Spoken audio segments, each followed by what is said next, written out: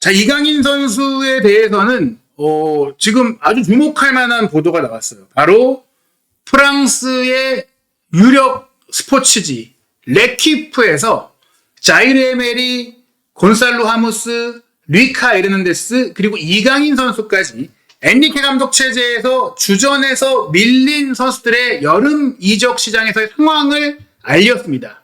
그 정보를 바로 레키프에서도 파리 생제르맹 담당 기자로서 또 파리 내부뿐 아니라 프랑스 축구계의 내밀한 소식을 가장 잘 취재하고 있는 로익 탄지 기자가 보도를 했어요. 이강인 선수에 대한 핵심적인 이 기사의 내용은 이겁니다. 이게 유료 독점 기사거든요. 이강인 선수가 지금 파리에서 느끼는 것, 중요한 경기에서 더 많은 출전 시간을 원한다.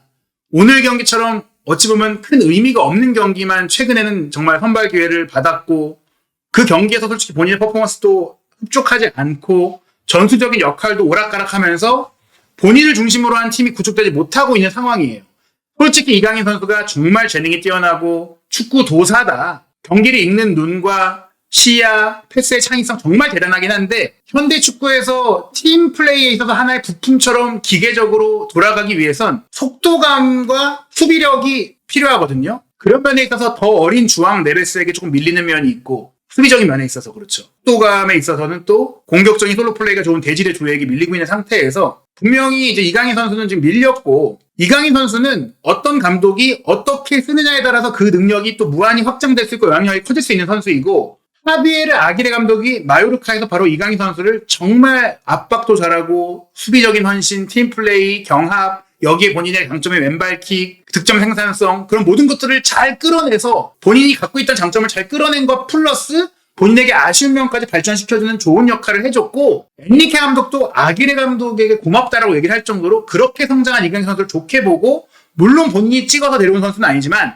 이 캠퍼스 디렉터가 이강인 선수를 데려온다고 했을 때 이미 잘 알고 있었고 이미 나도 좋게 평가하고 있었다. 이렇게 만족감을 표하면서 지난 시즌부터 또 올 시즌 전반기까지는 정말 잘 썼는데 다만 프랑스 리그 우승을 하는 과정까지는 이강인 선수의 역량으로 충분히 이 선수를 주전으로 쓰면서도 팀을 운영할 수 있는데 챔피언스 리그 우승을 하기 위해선 이강인 선수를 어느 위치에 쓰든지 더 높은 급의 더 완성된 선수, 더 단점이 적은 선수가 필요하다라는 냉정한 판단이 내려진 거예요.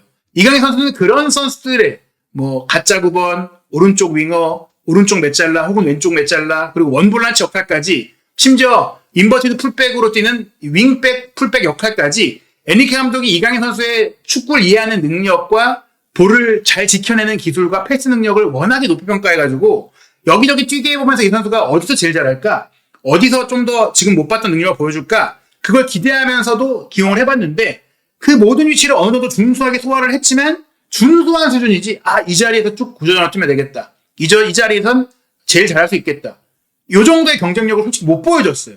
그러면서 또 부상도 겹쳤던 게 있지만 결국 지금 주전 경기에서 밀려난 것이고 이강인 선수 본인도 알 거고 이것이 인간적인 어떤 관계를 넘어서서 파리 내에서 본인의 경쟁력이 지금 떨어져 있다. 그러나 다시 한번 말씀드리지만 물론 이강인 선수의 현재 퀄리티가 유럽에서 챔스 우승을 노릴 만한 팀이 이강인 선수를 가장 잘 활용할 수 있는 전술을 쓰면서 팀이 구축되기는 어려워요.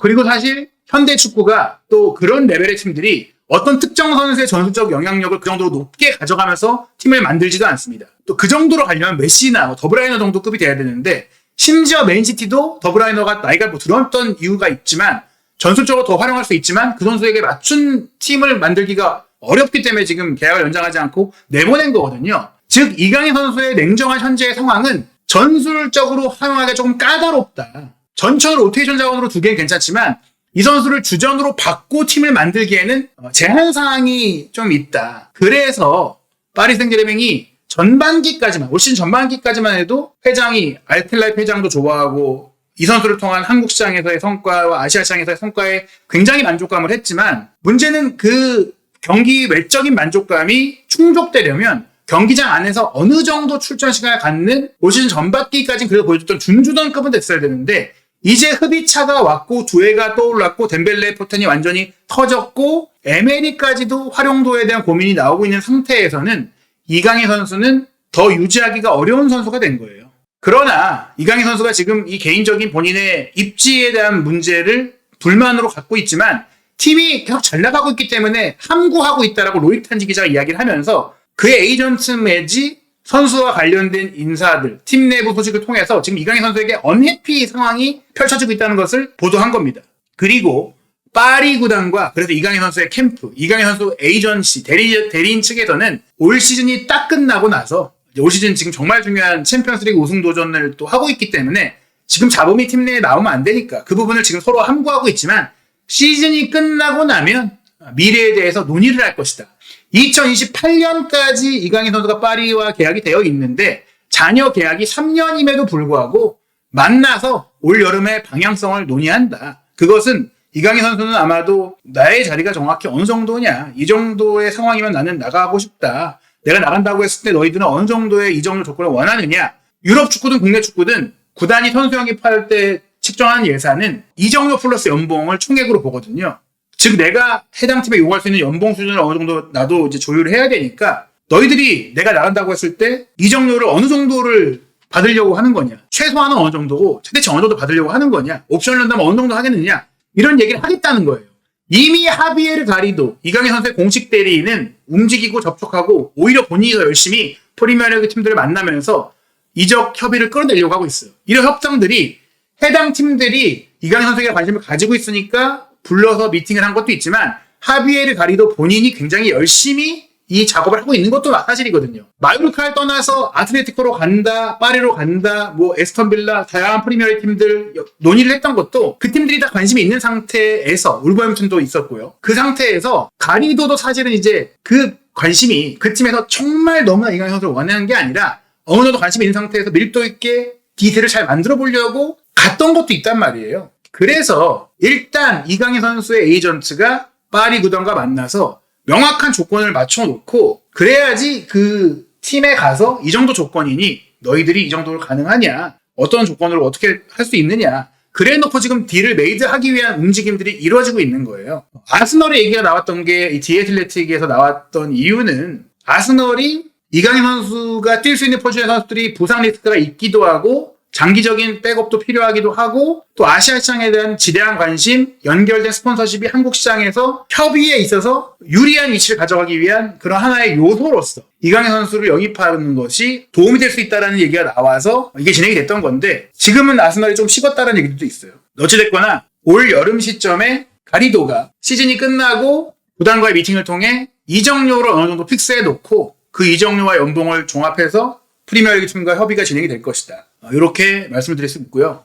레키프의 기사 내용을 조금 더 얘기를 드리면 파리 생제르맹은 올여름 이강인 선수를 이적시키는데 열려있는 입장이다. 왜냐? 지금 뭐 이 선수가 활용이 되지 않고 있고 그러니까 당연히 매각을 해서 다른 쪽에 영입을 한다거나 아니면은 구단의 PSR 결국에는 재정적 페어플레이를 준수하는 데 있어서 충족해야 될 정리도 필요한 것이니까요. 아직 이제 구체적인 이적료가 언급되어 있지 않지만 그 이적료를 맞추는 게 중심이다. 1월 이적 시장 때 제안들이 왔을 때 파리는 2,200만 유로에 마요르카에서 이강인 선수를 영입해 왔는데 그 2배를 원한다고 했어요. 4,400만, 500만 유로 정도겠죠. 그래서 5천만 정도의 이제 가격이 언급이 되고 있다라고 했는데 아마도 이강인 선수 측에서는 본인의 개인적인 조건을 위해서 또 혹은 이 정도 금액이라면 어찌 보면 조금 물음표를 던질 팀들이 있기 때문에 낮추려고 할 겁니다. 낮추고 옵션 붙이는 걸로. 너희가 2,200만 주고 영입을 했으니 뭐 3천만에 옵션으로 1,500을 넣는다거나 이런 식으로 가자. 그런 조율 단계가 이루어질 거고요. 이강인 선수가 현재 파리에서 받는 연봉이 팀 내 16위 정도거든요. 팀 내 16번째 정도예요. 지금 우스만 덴벨레의 주급이 34만 6,154, 한 35만 유로 정도 됩니다. 엄청난 액수죠. 흡입차를 또 31만 4,615, 한 32만 유로 정도의 엄청난 주급을 주면서 데려왔어요. 그리고 대질의 도에도 이강인 선수가 어린 선수인데 11만 5천, 한 12만 정도, 12만 유로 정도란 말이죠. 12만, 35만, 32만. 이게 포지션적으로 봤을 때. 뭐 비티냐가 지금 21만 유로고, 그리고 하무스 도차도 10만 유로란 말이죠. 근데 이강인 선수의 연봉은 주급 기준 7만 유로. 그러면 덴벨레보다 5배가량이 낮고 또 두에보다도 한 3분의 2가량의 돈을 받고 있는 거잖아요. 이 금액은 또 올 시즌에 합류한 에콰도르 토픽스인 윌리안 파초의 9만 유로보다도 낮단 말이에요. 주앙 네베스도 9만 유로 넘는 주급을 받고 있단 말이에요. 그러면 이강인 선수를 파리가 어느 정도로 판단하느냐가 연봉을 맞춰준 거에서 나온다는 거예요. 물론 이 정도 돈이 마요르카에서 받던 금액보다 훨씬 높은 금액이긴 합니다. 현재 환율 기준으로 이강인 선수의 주급 7만 유로는 1억 1천만 원이고 한 1억 정도 된다고 보죠. 연봉으로 치면은 364만 유로니까 한 58억 정도 되는데 대략 한 60억이라고 보시면 돼요. 엄청난 금액이죠. 뭐 세금 떼고 30억 정도를 수령을 하겠고 그 외에 뭐 다양한 옵션이 있겠지만은 이게 파리에서는 그리 큰 조건이 아니라는 거예요. 다만 이강인 선수가 라리가로 돌아간다고 했을 때는 레알, 바르사, 아틀레티코 외에는 이 정도 연봉을 이강인 선수에게 줄 수 있는 팀이 없는데 지금 이 팀들의 움직임은 솔직히 없거든요. 아틀레티코 마드리드는 명확하게 이제 이강인 선수가 팀적으로 필요한 상황이 아니고 과거와는 달리 지금 이강인 선수가 이 연봉 조건이 자녀 3년 계약인 가운데 이 연봉 조건을 크게 포기하면서 이적을 할 수는 없습니다. 그래서 프리미어 리그로 밖에 갈 수가 없어요. 뭐 지금 페네르바체 얘기가 이 터키 언론, 튀르키예 언론을 통해 나왔고 무리뉴 감독이 뭐 원한다 이런 얘기들이 나왔지만 이것은 원할 수도 있어요. 하지만 뭐 선수도 원하지 않을 것이고 조건적으로는 맞춰줄 수 있다 쳐도 글쎄요. 이 조건도 사실 쉽지 않다라고 봐요. 그 정도 금액을 이강인 선수에게 팀적으로 페네르바체가 쓸 것인가가 명확하지 않기 때문에 그건 그냥 찌라시라고 보시면 될 것 같고 이강인 선수는 프리미어리그로 역시 갈 가능성이 높다. 저희가 앞선 김민재 선수 얘기에서도 김민재 선수의 연봉을 부담할 수 있고 김민재 선수가 세리에 A와 분데스리가를 우승을 한 상태에서 새로운 도전을 한다면 역시 프리미어리그로 갈 수밖에 없다. 프리미어리그에서 챔스에 진출하는 팀으로 갈 가능성이 높다라고 말씀을 드렸는데 이강인 선수 역시 마찬가지입니다. 지금 연결되는 팀들이 비슷한 이유가 그래서예요. 이 정도 이적료와 연봉을 또 드릴 수 있는 팀들은 챔스 정도는 나가줘야 되고 한국 투어 정도로 갈 수 있는 규모의 명성 있는 팀이어야 하거든요. 다만 김민재 선수의 경우와는 달리 노팅엄도 그래서 언급이 된 겁니다. 뉴캐슬은 뭐 예전부터 이강인 선수에게 관심을 가지고 있었기 때문에 여전히 관심이 있고 아스널, 맨유 같은 팀들은 또 맨유는 박진호 선수 이후 또 다른 한국 선수를 찾고 있는 과정 속에서 그런 상업적 가치와 또 포지션적으로 필요한 역할이기도 해서 연결이 되고 있는데 유로파리그 우승을 한다면 접근을 할 수가 있는 상황이고 아스널 같은 경우는 아까 말씀드린 여러 이유들을 통해서 이강인 선수에게 관심을 가지고 있는데 노팅엄 같은 경우는 무조건 선수를 또 보강해야 돼요. 더블 스쿼드를 구축하기 위해서. 그래서 노팅엄도 노릴 수 있고 근데 이제 이강인 선수가 에스턴 빌라의 에메리 감독과도 꾸준히 지금 이제 연결고리가 나오고 있는데 결국 역시 여기서 또 중요한 거는 프리미어 리그의 챔피언스리그 진출권 경쟁이 끝나고 났을 때 올 시즌이 끝났을 때 아마 이강인 선수 에이전트가 파리 구단과 이적료를 어느 정도 할지를 맞추고 그리고 이강인 선수를 영입할 수 있는 챔스 진출팀이 그 이적료와 연봉이 맞아 들어갈 때 협의를 해서 거기서 진전이 될 수 있다. 그렇게 볼 수 있고 그리고 그렇게 진행이 된다면 물론 클럽 월드컵은 스쿼드가 많이 필요하니까 참가를 하겠지만 역시 뭐 많이 뛸 가능성을 좀 보기가 어렵다고 생각을 하거든요.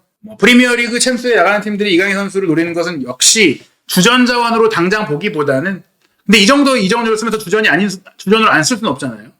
그래서 준주전급 지금 파리에서 지금 말고 한참 뛰던 때 정도의 입지라고 보시면 될 거예요. 리그와 챔스, FA컵, 카라바오컵을 병행하는 과정 속에 경기력을 유지하면서 또 챔스의 경기 숫자가 많이 늘어났잖아요.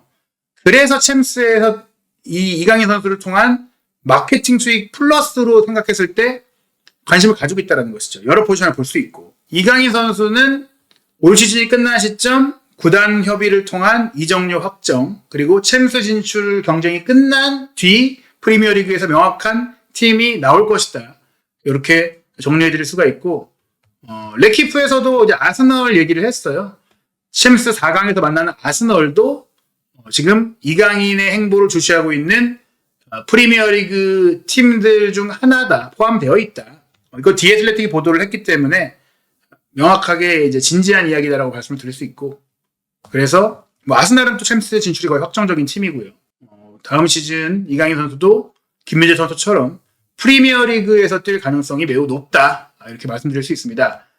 게다가 지금 팀 내 입자가 이런 상태에서 올 시즌에 이미 지난 시즌에 프랑스 국내 대회는 다 우승을 했고 올 시즌도 쿠프 드 프랑스 결승에 올라가 있는 상태에서 또 다 우승을 할 가능성이 높기 때문에 본인이 개인적인 성취에 있어서도 파리에서 주전 경쟁을 위해 또 주전 경쟁하면서 이미 다 들어올린 우승컵을 위해 뛸 의지를 갖기가 쉽지가 않아요. UEFA 챔피언스리그 우승까지 또 해낸다면, 만약에 올 시즌 해낸다면 더더욱 이강인 선수가 남을 이유가 또 없어질 수 있기 때문에 이강인 선수는 올 여름에 파리를 떠나서 프리미어리그로 갈 가능성이 김민재 선수와 마찬가지로 매우 높다라고 말씀드릴 수 있겠습니다. 저희가 이제 이강인 선수의 이적과 관련해서도 또 직접적으로 듣는 루트가 있거든요. 굉장히 신중하게 또 이걸 전달 드리고 있어요. 저희가 저희의 방송이 제일 중요한 게 아니라, 물론 저희의 방송 때문에 이적이 어그러지고 이적에 대한 문제가 생기고 이럴 정도의 영향력을 저희가 가지고 있지는 않지만, 그래도 잡음이 나오지 않도록 선수의 이적이 원활하게 될 수 있도록 잘 논의를 하면서 얘기를 드리고 있는데, 그 의미 있는 얘기들이 확보가 된다면 또 한준TV 멤버십 방송을 통해서 따로 전달을 좀 드리려고 하고 있고, 또 이렇게 라이브를 통해서도 얘기를 드리려고 합니다. 앞으로 한준TV 구독, 좋아요, 알림 설정, 그리고 멤버십까지 좀 더 많은 관심 부탁드리도록 하겠습니다.